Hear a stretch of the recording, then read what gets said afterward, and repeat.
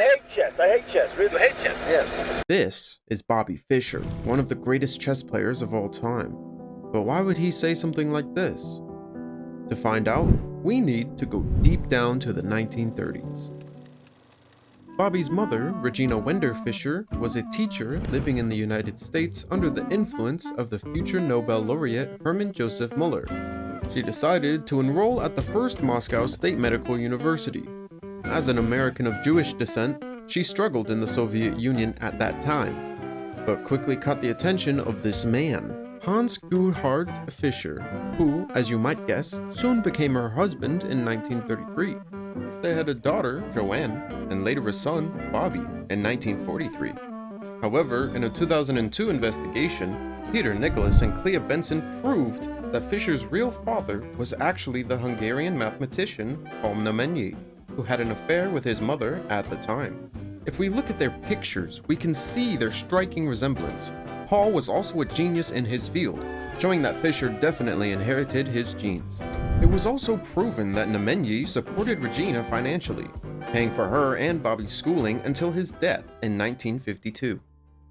After giving birth to Bobby, Regina returned to America and was initially homeless. But after some time, she settled down and they began living first in Manhattan and then in Brooklyn while she completed her medical studies. Living in such conditions was tough, but Joanne and Bobby quickly found an interest: a chessboard they found in a toy store. Bobby soon became more interested in chess, and since he had no friends at the time and his sister lost interest, he began playing by himself, day after day. He learned from old chess books he found in various places, and it was evident that he had fallen in love with the game. But Bobby is not just an ordinary kid. He is a genius with a 181 IQ score. Fischer spent more and more time alone studying chess, which worried his mother about his mental health. She was so concerned that she wrote a letter to the magazine Brooklyn Eagle, seeking another child interested in chess to play with Bobby. Although the letter went unanswered, it reached Hermann Helms, who directed Regina to Master Max Pavey, who was conducting exhibition matches against young talents. These were simultaneous exhibitions, where a grandmaster played multiple games at the same time against weaker opponents. Fischer, among them, played an exceptional game for his age, but ultimately lost to the grandmaster. This game caught the attention of chess expert Carmine Negro, who decided to coach him. They worked together from 1951 to 1956, during which Bobby learned a lot about chess. When Negro moved away, John Collins took over as his mentor. Imagine the talent they saw in him, as by the age of 13, Fischer had already had 2 mentors. In March 1956, the Chess Club of West Orange, New Jersey, took Fischer on a trip to Cuba, where he unleashed his full potential, winning 5.5 games out of 7. This trip seemed to open Fischer's eyes, and in July of that year, he became the youngest world junior champion in Philadelphia. After competing in the US Open, Canadian Open, and Eastern States Open, Fischer decided to accept the challenge and appeared in a prestigious tournament, scoring 4.5 out of 11 games. However, one game stood out so much that it earned the Brilliancy Prize. In this game, Fischer sacrificed his queen to win against international master Donald Byrne, which wouldn't be surprising except that Fischer was only 13 years old. Hans Kmoch called this match the game of the century, and it is still analyzed today. A year later, Fischer won the US Open, becoming the youngest US Open champion at just 14 years old. The following year, Fischer also won the US Chess Championship, officially becoming the US champion and an international master at just under 15 years old. It was only a matter of time before Fischer would become the world champion. However, as we will see, that title would not come for a long time. Fischer became obsessed with this game, spending days alone in his room, not socializing with anyone, constantly reading chess books, and even teaching himself the basics of Russian, because most chess books were in Russian. He was all in. He started dreaming the pieces, and little by little, he was going insane.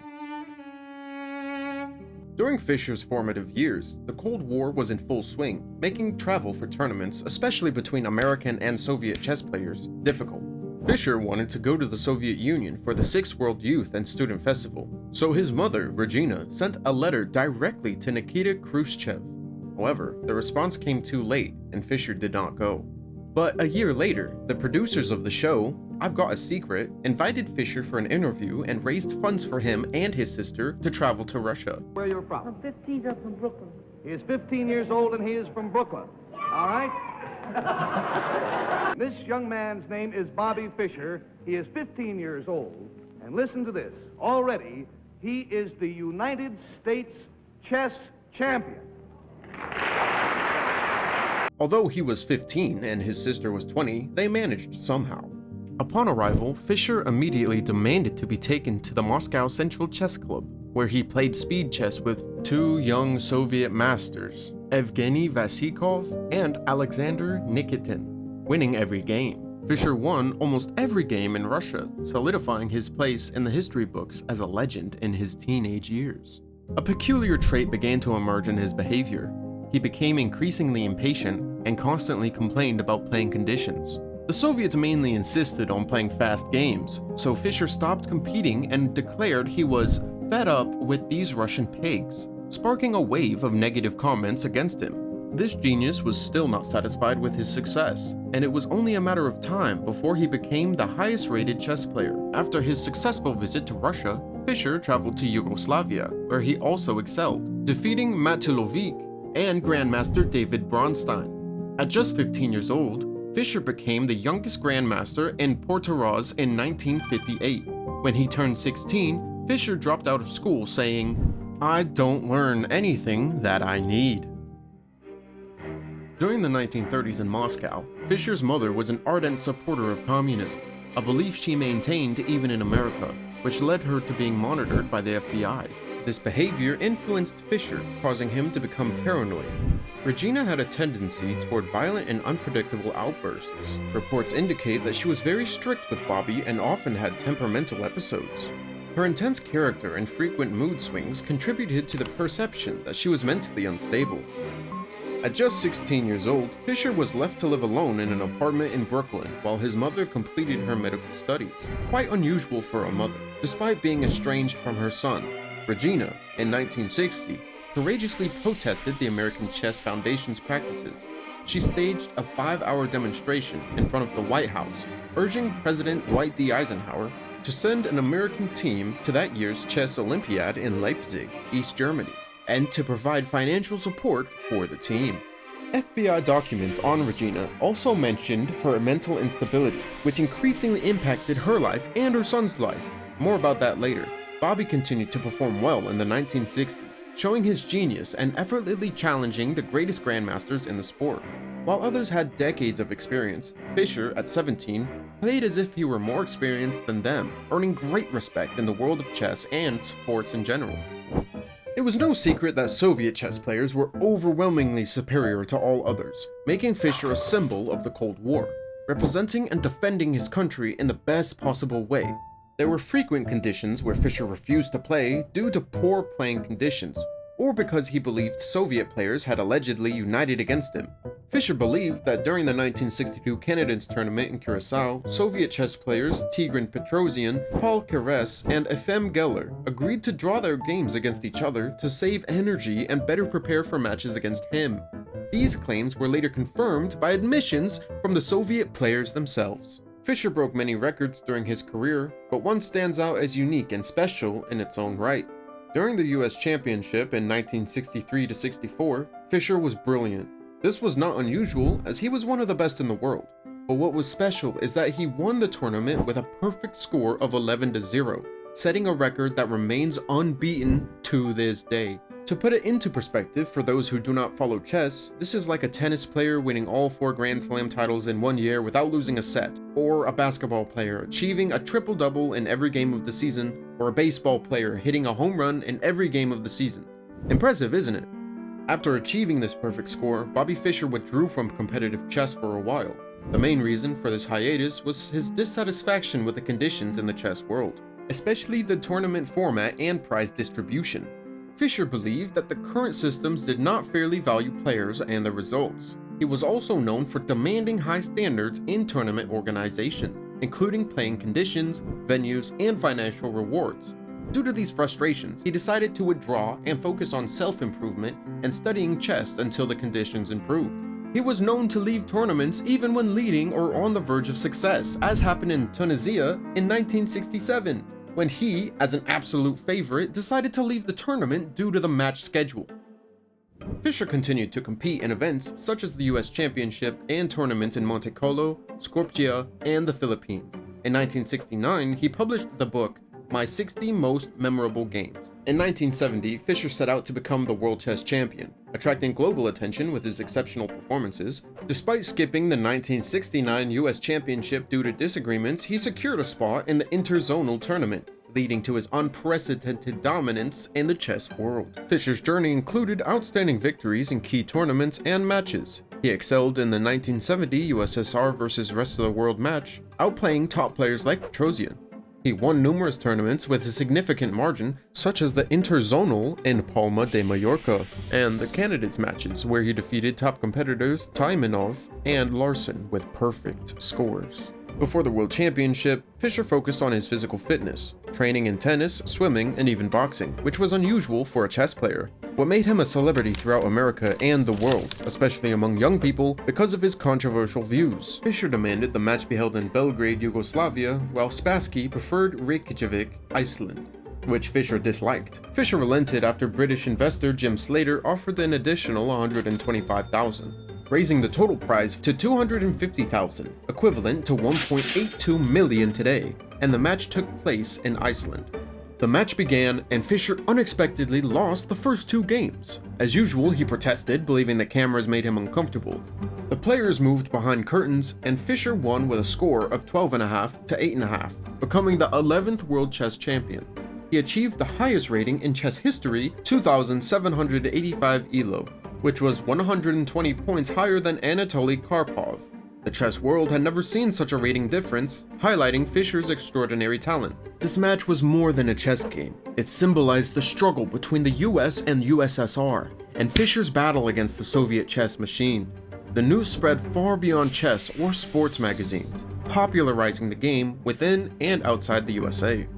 Fischer did not compete in professional matches until 1975, when he was the defending world champion and was supposed to play against Anatoly Karpov. However, as usual, he began to protest and demanded his conditions be met. Fischer's proposals were: Number 1. The match continues until one player wins 10 games, draws not counting. Number 2. No limit to the total number of games played. Number 3. In case of a 9-9 score, the champion, Fischer, retains the title, and the prize fund is split equally. The first two conditions were possible, but the third was not, so Fischer refused to play. Some say Fischer's conditions were fair, but most chess players of the time agreed that Fischer was asking for too much. His statements were that the chess world was corrupt, and that his opponents were cheaters.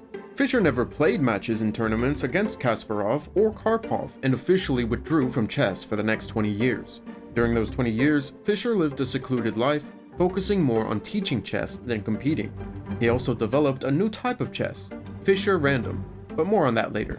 In interviews, his specific statements about the Jewish people and American misdeeds worldwide were notable. He became very outspoken, and the public began to sympathize with him less.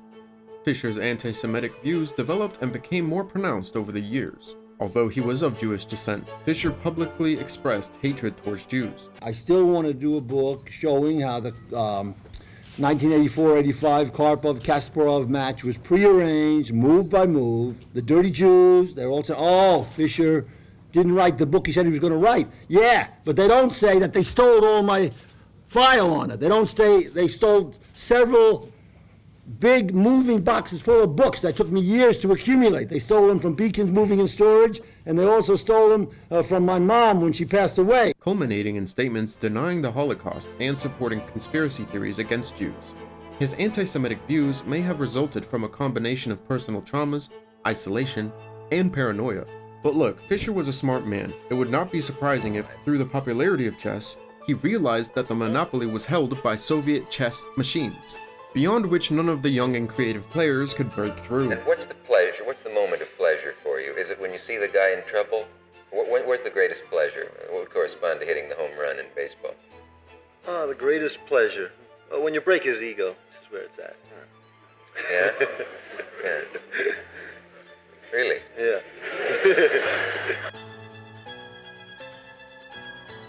Revenge match with Spassky. One of the greatest moments in chess history is undoubtedly the rematch between these two titans in 1992.